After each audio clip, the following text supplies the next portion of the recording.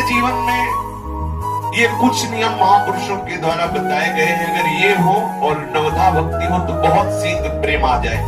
पहला है, प्रत्येक साधक को ब्रह्म मुहूर्त में उठना चाहिए। ये जो लोग 9 बजे तक सोने का नियम लिए हुए हैं, हमारी तो ऐसी भावना है कि उनको कभी भी भगवत प्राप्ति नहीं हो सकती, क्योंकि 9 बजे तक सो रहे हैं। ब्रह्म मुहूर्त से लेकर के 9 बजे तक भगवान सूर्य उदय हो रहे हैं, आप सैया पे सो रहे हो, तमोगुण वृत्ति बढ़ रही है, प्रमाद बढ़ रहा है, तुमसे भजन बनने वाला है, ऐसा हो ही नहीं सकता। कैसे भगवत प्राप्ति होगी? अरे भगवत प्राप्ति वाले को कभी ब्रह्म मुहूर्त में नींद आ सकती, असंभव बात है। यदि वो रात्रि भर बैठकर भजन किया है तो भी ब्रह्म मुहूर्त में नहीं सोएगा, फिर बाद में सो लेगा। ऐसे कितने साधक हैं जो रात्रि में भजन करते हैं। 1-2 बजे तक नाना प्रकार की विलासिता में समय काटिए और सुबह 10 बजे तक सोइए और अपने आप को साधक माने, असंभव बात, भगवत प्राप्ति असंभव। सावधान रहिए। प्रातः काल का 3 बजे से और सूर्य उदय तक का जो समय है, ये महामहिमामय समय है। इसमें अधिकतर ध्यान युक्त जप किया जाए, बहुत लाभ की प्राप्ति होगी। ये बहुत अमृतमयी वेला है। बड़े बड़े महापुरुषों ने, गुरुजनों ने इसी समय को सार्थक किया है भजन के द्वारा, फिर अनुभव करके बताया है। जो प्रातः कालीन 3 बजे से लेकर सूर्य उदय तक भजन नहीं करते हैं, वो दिन में भजन करें ऐसा नहीं लगता हमें तो, कि वो तन्मयता पूर्वक भजन कर पाएंगे। ब्रह्म मुहूर्त में जब भजन होता है तो दिन भर का नशा चढ़ जाता है। जैसे समय से आप नशा कर ले तो दिन भर वो गूंजता रहता है, ऐसे ब्रह्म वेला पर यदि आपने गुरु मंत्र की तन्मयता 2-3 घंटे की तो 24 घंटे उसका नशा चढ़ा रहेगा। रात्रि में सोने के समय और प्रातः काल जग करके सूर्य उदय तक सतत भजन करें, मंत्राकार वृत्ति करें, ध्यान युक्त जप करें, फिर आप देखिए कैसा आपको लगता है। यदि आप बहुत ही शरीर स्वस्थ है और आपका अभ्यास बहुत कमजोर है तो भी सूर्य उदय होते होते आप उठ जाइए। सैया में लेटे हुए हैं, सूर्य उदय हो रहे हैं और आप साधक कहलाते हैं, बड़ी हंसी की बात है। बिल्कुल कदापि ऐसा ना, ये महापुरुषों के सिद्धांत बताए हुए हैं। प्रत्येक साधक को ब्रह्म मुहूर्त में उठ जाना चाहिए। यदि ऐसा संभव ना हो सके तो सूर्य उदय होते होते उठ जाना चाहिए। सूर्य उदय हो रहे हैं, आप सैया में, वैसा कभी नहीं होना चाहिए। दूसरा, प्रातः काल जग करके किसी सांसारिक विषय का निर्णय नहीं करना चाहिए। अब शांत है, उसी समय हम चिंतन, व्यापार या नाना प्रकार की बातों का कर रहे हैं, उस समय केवल भगवत चिंतन में तन्मयता करने की चेष्टा करनी चाहिए। तीसरा, प्रातः काल सूर्योदय के समय और संध्या के समय, 2 समय प्रार्थना युक्त भाव से, यदि आप वैष्णव उपासना में है, नित्य विहार उपासना में है, तो ठाकुर की मंगला और संध्या आरती के समय पद गायन करते हुए प्रभु से प्रार्थना करें। यदि आप सनातन धर्मी उपासना में हैं तो आप संध्या करते हुए, गायत्री जप करते हुए उस समय प्रभु से प्रार्थना करें कि हमारे जीवन की संध्या होने जा रही है, अभी हमारी आपकी संधि नहीं हुई, हमारा मन विषयों में फिसल रहा है, नाथ स्वीकार कर लो। हे पतित पावन, मुझ पतित को अपने सानिध्य का अनुभव कराओ। आप हमारे हृदय में हो, ऐसा मैं अनुभव कर पाऊं। आपका ही सारा विलास, आप सारे जगत का स्वरूप हो, ऐसा मुझे अनुभव करा दो। प्रार्थना करनी चाहिए। चौथा, नियम ले कुछ भगवत नाम का, कि हम इतने माला जपेंगे, या गुरुजनों से नियम सामने स्वीकार करें और उसे प्राणपंत, ऐसा प्राणपण कि मैं भले भूखे रह जाऊं, भले मैं कष्ट सहूं, लेकिन जब तक इतना जप नहीं होगा तब तक हम प्रसाद नहीं पाएंगे, तब तक हम शयन नहीं करेंगे। प्राणपण से उसका निर्वाह करें। एक जप का नियम ले लें कि मुझे इतने घंटे जप करना है, फिर उसे निर्वाह करें बहुत काल तक, तो आपका अभ्यास दृढ़ हो जाएगा। आपके लिए बहुत सहज हो। नियम में बहुत बड़ी ताकत है। जो नियम से नहीं जपते हैं तो आज 50 माला जपाओ, फिर 5 दिन बिल्कुल नहीं जपा, ठीक नहीं है ऐसा। आप एक छोटा नियम ले, लेकिन उसको प्राणपण से निर्वाह करें, फिर बड़ा और बढ़ावे, फिर और बढ़ावे, फिर धीरे धीरे हर श्वास, हर मिनट, हर क्षण भजन चलने दे। आप सिद्ध हो गए। फिर प्रतिक्षण भजन चल रहा है, अखंड भजन चल रहा है, निरंतर भजन चल रहा है, सहज स्वभाव बन गया भजन करने का। यही तो सिद्धावस्था है। पर ये आएगा तभी जब आप नियम से दृढ़ता पूर्वक भजन करेंगे। फिर कुछ शास्त्रों का नियम होना चाहिए, नित्य स्वाध्याय का। गीता जी हैं, भागवत जी हैं, रस भरी वाणियां हैं आचार्यों की, उनका नियम होना चाहिए। जान करके कभी भी किसी का किसी तरह से बुरा तुमसे ना होने पावे। यदि आप भगवत प्राप्ति करना चाहते हैं, शरीर से कोई बुरा आचरण न बनने पावे, वाणी से कोई बुरा शब्द न निकलने पावे, और मन से कोई बुरा संकल्प ना होने पावे। कठिन है मन को बचा पाना, किसी के लिए बुरा संकल्प ना हो। तो जिस समय मन किसी का अहित सोचने लगे, सावधान रहोगे तो बात बन जाएगी। उसी समय पुकारने लगो, राधा राधा राधा राधा, ये क्या सोच रहा है मन। उसी समय मन की वो बुरा सोचने की वृत्ति नष्ट होने लगेगी। मन से भी हम किसी का बुरा ना सोचे, तन से हम किसी का बुरा ना करें, वचन से भी हम किसी को बुरा ना बोले। अगर हम ऐसा आचरण करेंगे तो बहुत शीघ्र हम प्रभु के सुमिरन में मगन हो जाएंगे। फिर है, जहां तक हो सके झूठ बोलने से बचे उपासक। कुछ लेना देना नहीं, फिर भी झूठ बोल रहे हैं, क्यों? अरे सत्य मार्ग में चल रहे हैं तो थोड़ा संभल के बोलो। क्या जरूरी है झूठ बोलना? अगर हमारी बात सत्य बोलने से बन रही तो हम झूठ क्यों बोले? और किस लिए, क्यों भय? कौन सी बात का भय? हम झूठ क्यों बोले? झूठ से हमारा व्यवहार पुष्ट होगा। अगर हम सत्य बोल देते, व्यवहार नष्ट होता। अच्छा ही तो हुआ, श्री जी के भजन में एकांत अवसर मिलेगा। साधक को चाहिए कि सत्य बोलने का स्वभाव रखे।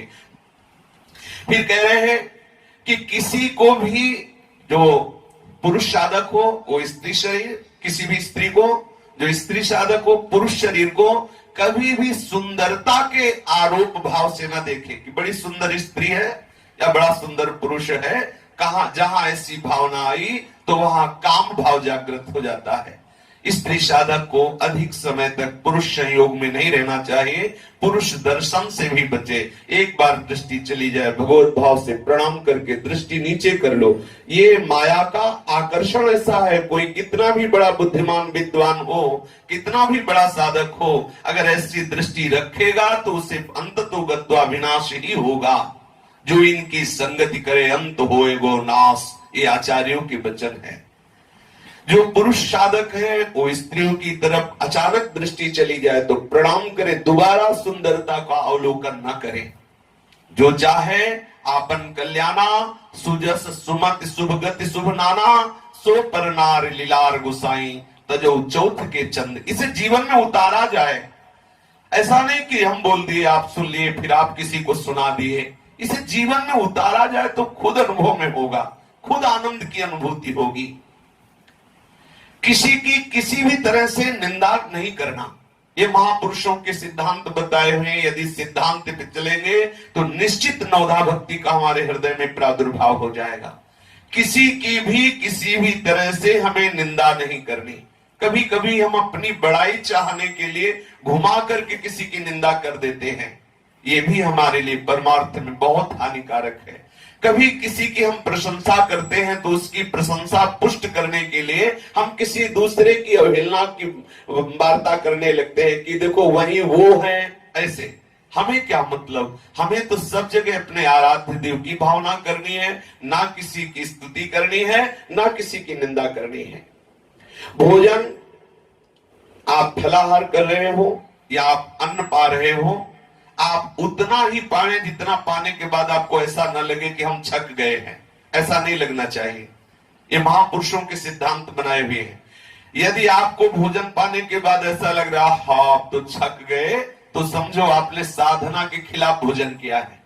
उतना भोजन होना चाहिए, पाने के बाद ठीक है क्षुधा निवृत्ति हो गई, लेकिन ऐसा नहीं प्रतीत हो रहा। अभी अगर आपको और पवाया जाए तो आप पा सकते हैं, इतना पाना चाहिए।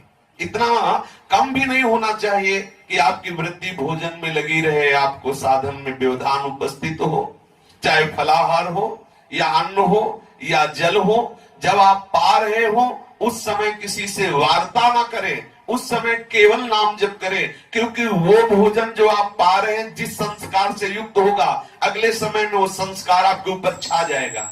यदि आप गंदे दृश्य देखते हुए भोजन पाएंगे टीवी आदि में, और गंदी बातें करते हुए या नाना प्रकार का कुचिंतन करते हुए, तो वो भोजन जाकर आपके हृदय में वैसा ही प्रभाव डालेगा और आपका भजन बाधित हो जाएगा। भोजन के समय महापुरुषों ने कहा कि ये आपकी भजन की वृद्धि और हानि करने का ठीक समय है। यदि आप भोजन ठीक भजन करते हुए पा रहे तो आपका भजन बढ़ेगा। भोजन करते हुए कि चलो हमने 20 माला तो कर लिया, भोजन पाते हंसी मजाक शुरू, इधर उधर का चिंतन शुरू, तो आप समझ लीजिए आप आगे के समय के लिए भजन नाश की वृत्ति पैदा कर रहे हैं। पवित्र होकर गुरुदेव भगवान के अनुसार जो मंत्र उपासना मिली उसका चिंतन करते हैं, एकाग्र होकर भोजन पाए, उतना ही पाए जितना आपको आवश्यक है, अधिक ना पावे। कभी भी कहीं भी ऐसा लग रहा हो कि दूसरे के हक की वस्तु है तो कभी उसे आप ना लें। कभी भी चार साधक बैठ करके किसी का उपहास न करें, हंसी मजाक का वातावरण उपस्थित न करें। गुरुजन सामने पड़े, जय बार पड़े, उनको प्रणाम करें, इससे अहंकार का नाश होता है। सब जीवों में ये देखें कि हमारे आराध्य देव जो सिंहासन में विराजमान है वही सब जीवों में विराजमान है। ऐसी भावना से जो भी दृष्टि में आए तो उसे मानसिक प्रणाम करने की चेष्टा करें। कभी कोई आपके साथ प्रतिकूल व्यवहार कर दे तो किंचन मात्र क्रोध ना करें। यदि क्रोध आ जाए तो जो जप किया है उसमें और जप बढ़ावे दंड के रूप में, कि आज हम 20 माला का नियम लिए लेकिन आज हमें गुस्सा आ गई, आज 20 माला और करेंगे तभी भोजन पाएंगे। नियम ले, अगर क्रोध आ जाए तो आप अपनी उपासना में नियम जोड़ दें, ठीक है आज क्रोध आ गया, आज भोजन नहीं पाना, आज उपवास करके केवल नाम जप करना है, इससे आप क्रोध पर विजय प्राप्त कर लेंगे। पूज्य बात सूर्य बाबा जी महाराज कहते हैं यदि 1 महीने में एक बार अच्छे से क्रोध कर लिया जाए तो भजन का प्रभाव नहीं पड़ता उसके हृदय में। तो हमें भजन को बचाना है, तो इसलिए जब कभी क्रोध आवे तो डर जाओ, क्रोध करेंगे तो हमारा भजन निष्प्रभावित हो जाएगा। किसी भी जीव से कितना भी पाप हो जाए आप घृणा न करें, और संयम का समय निश्चित होना चाहिए उपासक का। अगर संयम जब मन आया, कथा में आया तो सो गए, माला में आया तो सो गए, जब कुटिया में खाली है तो सो रहे, ये सब प्रमाद वाली बात नहीं। संयम का एक समय होना चाहिए। अगर आप रात्रि के 11 बजे सोते हैं तो 12, 1, 2, 3, 4 बजे उठ जाएं, 5 घंटे हो गए रात्रि में, और दिन में 1 घंटे विश्राम कर ले, 6 घंटे खूब हो गए। अगर आपको और सोना है तो 10 बजे सो जाइए, तो 7 घंटे हो गए। इसके बाद सोते हैं तो आप साधक नहीं हैं। शरीर स्वस्थ हो तो लेट जाना ठीक है, जब शरीर स्वस्थ है तो लेटना नहीं चाहिए। पद्मासन में बैठो, सिद्धासन में बैठो, सुखासन में बैठो, खड़े होकर जप करो। साधना कर रहे हो, कोई खिलवाड़ कर रहे हो। एक उदर पोषण करने के लिए लेबर 8 घंटे दौड़ता है तसला लेकर के, विचार कीजिए। एक परिवार का पोषण करने के लिए 8 घंटे गर्मी बरसात धूप ठंडी कुछ नहीं देख रहा और मालिक की गालियां पा रहा है, 8 घंटे मेहनत करता है केवल उदर पोषण के लिए। हम परम पद के अधिकारी बनना चाहते हैं और प्रमाद करते हैं। नहीं, सावधान, संयम का ठीक समय होना चाहिए, और जो समय निश्चित करें आप। अगर आपसे स्वयं निर्वाह नहीं होता तो गुरुजनों के सामने बैठकर निश्चित करा लीजिए, और जितना निश्चित कर लीजिए फिर उससे 10 मिनट भी अधिक मत सोइए। ऐसा नियम ले ले। अगर ये नियम कुछ दिन चला तो अभ्यास में ऐसा हो जाता है कि जितने समय जगना होता है उस समय किसी को जगाना, साधक अलार्म नहीं लगाता। ये जो अलार्म लगाते हैं अभी ठीक साधना नहीं बनी, अरे उसका हृदय ही अलार्म है, बेचैन हो जाएगा, उठ के बैठ जाएगा। सच्ची बात, जो सच्ची साधना कर रहे हैं देख ले, जगने के बाद पता चलता है कि हम बैठे हैं। जगने के बाद सोते ही सोते बैठ गए, और जो घड़ी में दृष्टि गई तो पता चला अमुक समय है, फिर पता चला हम बैठे हुए हैं। अभ्यास बहुत बड़ी ताकत होती है। यदि जीवन में अभ्यास आपने किया तो उसका आनंद मिलेगा।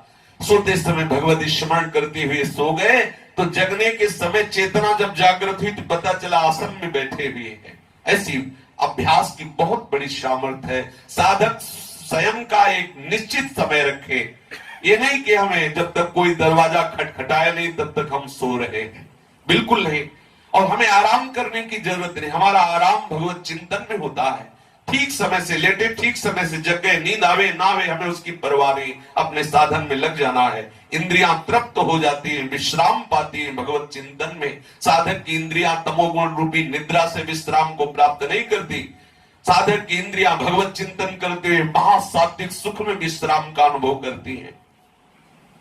नियम के टूट जाने पर जो आपने नियम लिए हैं, सोने का, जगने का, पाठ का, भजन का, सत्संग का, परिक्रमा का, जो भी नियम लिए हैं, यदि टूट जाए नियम तो दंड अवश्य स्वीकार करें। उचित उपवास, भजन बढ़ाना या किसी ग्रंथ का पाठ रख लेना, सब नियम पूरा करते हुए आपकी जो दिनचर्या है, अगर उसमें नियम टूटा तो जो दिनचर्या है पहले उसको कीजिए, इसके बाद एक पाठ बढ़ा लीजिए। आज सुधा निधि का पूरा पाठ कर रहे दंड के रूप में, हमसे नियम क्यों टूटा, और पाठ कर रहे फिर प्रसाद पाएंगे।